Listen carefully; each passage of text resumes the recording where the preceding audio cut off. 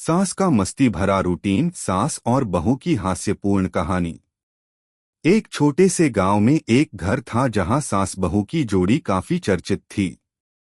सास जी का नाम था शांति देवी और बहू का नाम था प्रियंका। शांति देवी के बारे में जो बात सबसे खास थी वह थी उनकी मस्ती और हर दिन को जीने का तरीका। वह हमेशा अपनी बहू प्रियंका को बताती रहती थीं कि कैसे अपनी जिंदगी को मस्ती और हंसी खुशी के साथ जिया जाए। अगर आप अपनी माँ से प्यार करते हो और उनको हमेशा खुश देखना चाहते हो तो चैनल को सब्सक्राइब करो, लाइक करो, हर हर महादेव कमेंट करो। बहुत ही जल्द आपको खुशखबरी मिलेगी। प्लीज वीडियो को लास्ट तक जरूर देखें। अब आगे सुने। प्रियंका के लिए यह कुछ नया था क्योंकि वह एक शहरी परिवार से थी और उसे अपनी सास के मस्त रूटीन के बारे में जानकर बहुत मजा आता था। एक दिन शांति देवी ने प्रियंका से कहा, बेटा, तुम्हें क्या लगता है कि एक सास का जीवन सिर्फ काम धंधे और किचन तक ही सीमित होता है?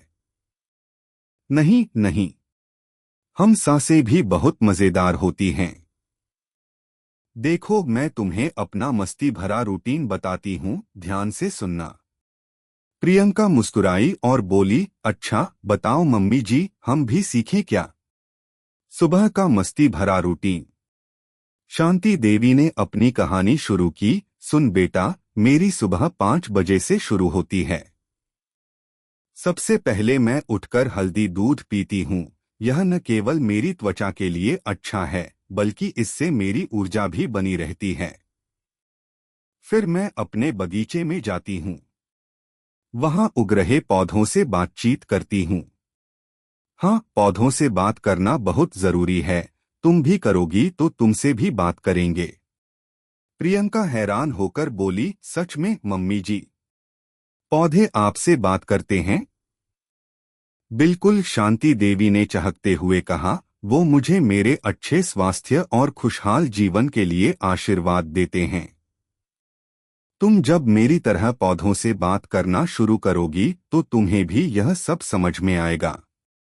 प्रियंका मुस्कुराते हुए बोली, ठीक है, मैं कोशिश करूंगी, लेकिन मुझे यकीन नहीं हो रहा।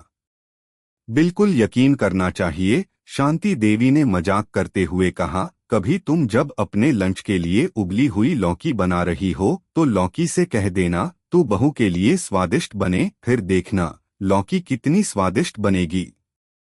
प्रियंका अब हंसी रोक नहीं पा रही थी। मम्मी जी, आप सच में बहुत मजेदार हैं। घर का काम और मस्ती। इसके बाद शांति देवी ने अपने दिन के अन्य हिस्सों के बारे में बताया। सुबह के काम के बाद मैं घर के सभी कामों में अपने तरीके से मस्ती ढूंढती हूँ। जैसे बर्तन धोते हुए मैं गाना गाती हूँ, और जब तुम कपड़े धोने आओगी तो देखोगी कि मैं धोने के साथ साथ डांस भी करती हूँ।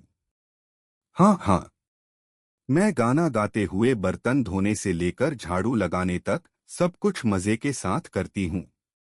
प्रियंका चौंकते हुए बोली, मम्मी जी, आप बर्तन धोते हुए डांस करती हैं? हाँ बिल्कुल। और फिर क्या, घर में कोई नहीं होता तो मैं अपनी मस्ती में खो जाती हूँ। कभी तो बर्तन धोते हुए पूरी फिल्मी डायलॉग्स भी बोल देती हूँ। तुम्हें क्या लगता है, फिल्मों में हीरो हीरोइन की तरह अभिनय करने का मौका हमें कहाँ मिलता है? शांति देवी मुस्कुराईं। प्रियंका ने भी सिर हिलाया और कहा, यह तो कमाल है। अब मैं भी कोशिश करूंगी, लेकिन क्या सच में यह सब काम भी ठीक से हो जाता है? बिल्कुल बेटा, जब तुम मस्ती के साथ काम करती हो तो यह सब और आसान लगने लगता है। और हाँ, कभी कभी तो मैं चुटकुले भी सुनाती हूँ। जैसे एक आदमी को जोक सुनाया, तू क्या करता है? उसने जवाब दिया, कुछ नहीं, बस उधारी चुकता करता हूँ। मुझे तो आज भी हंसी आती है। प्रियंका हंसी रोकते हुए बोली, मम्मी जी, आप सच में बहुत मजेदार हैं। दोपहर का समय। अब सुन बेटा, शांति देवी ने फिर से अपनी कहानी शुरू की। दोपहर का समय आता है और फिर मैं तुम्हारे पापा को खाना खिलाकर उनको थोड़ी सी चाय देती हूँ। फिर मुझे याद आता है कि मैंने अपनी तस्वीरें भी खिंचवानी होती हैं। हाँ हाँ, इंस्टाग्राम पर पोस्ट करने के लिए। प्रियंका चौंकते हुए बोली, आप इंस्टाग्राम पर भी हैं? हाँ हैं, शांति देवी ने सिर झुकाकर बोला, कभी कभी अपनी झूले की तस्वीरें या फिर बगीचे में काम करते हुए तस्वीरें डाल देती हूँ। मुझे तो लगता है कि हर उम्र के लोगों को अपनी तस्वीरें डालनी चाहिए ताकि पता चले कि हम भी युवा हैं और मस्त रहते हैं। प्रियंका ने हंसी में कहा, मम्मी जी, आपको इंस्टाग्राम चलाने के लिए सबसे पहले सिखाना पड़ेगा। क्या तुम मुझे सिखा दोगी? शांति देवी ने मजाक में पूछा। प्रियंका ने हंसते हुए कहा, बिल्कुल। आपके पोस्ट तो अब वायरल हो जाएंगे। शाम की मस्ती। शाम का समय आते ही शांति देवी ने अपनी मस्ती का और एक पहलू प्रियंका को बताया। अब शाम को जब तुम्हारे पापा सो जाते हैं तब मैं अपने दोस्तों के साथ बैठकर मस्ती करती हूँ। हम सभी मिलकर पुराने फिल्मी गाने गाते हैं और कभी कभी तो हंसी में अपने पति के पुराने कारनामों पर चर्चा करते हैं। प्रियंका ने हैरान होकर पूछा, आप लोग उनके बारे में चर्चा करती हैं? हाँ हाँ, शांति देवी हंसते हुए बोली, अब तुम ही बताओ, पापा के पुराने समय की बातें कितनी मजेदार होती हैं।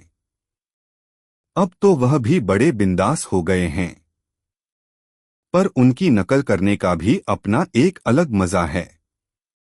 तुम देखोगी, एक दिन हम भी मिलकर तुम्हारी शादी के बारे में गाने बनाएंगे। प्रियंका जोर से हंसते हुए बोली, मम्मी जी, आपकी मस्ती तो कमाल की है। रात का समय। दिन के अंत में शांति देवी प्रियंका से बोली, तो बेटा, यही है मेरा दिन भर का मस्ती भरा रूटीन। और हाँ, कभी कभी मैं रात को चाय के साथ अपनी पसंदीदा किताबें पढ़ती हूँ। मैंने तुमसे एक बात कहनी है, जिंदगी अगर मस्ती और हंसी के साथ नहीं जी तो क्या जीने का मजा है। प्रियंका मुस्कुराते हुए बोली, मम्मी जी, आप सच में बहुत कुछ सिखाती हैं। आज से मैं भी अपना रूटीन बदलने की सोच रही हूँ। बस यही चाहिए प्रियंका। जब तुम मस्ती के साथ अपना काम करो तो हर दिन खूबसूरत लगता है, शांति देवी ने खुशी से कहा। प्रियंका ने अपनी सास को गले लगाया और बोली, मम्मी जी, मैं भी अब अपने दिन को मस्ती से भर दूंगी। धन्यवाद। शांति देवी ने प्रियंका को ढेर सारा आशीर्वाद दिया और मुस्कुराते हुए कहा, बस यही है सास और बहू का असली रिश्ता, मस्ती, हंसी और थोड़ी सी नोकझोंक के साथ। निष्कर्ष। इस कहानी से हमें यह सीखने को मिलता है कि जिंदगी में खुश रहने के लिए हमें अपनी दिनचर्या में कुछ मस्ती जरूर जोड़नी चाहिए।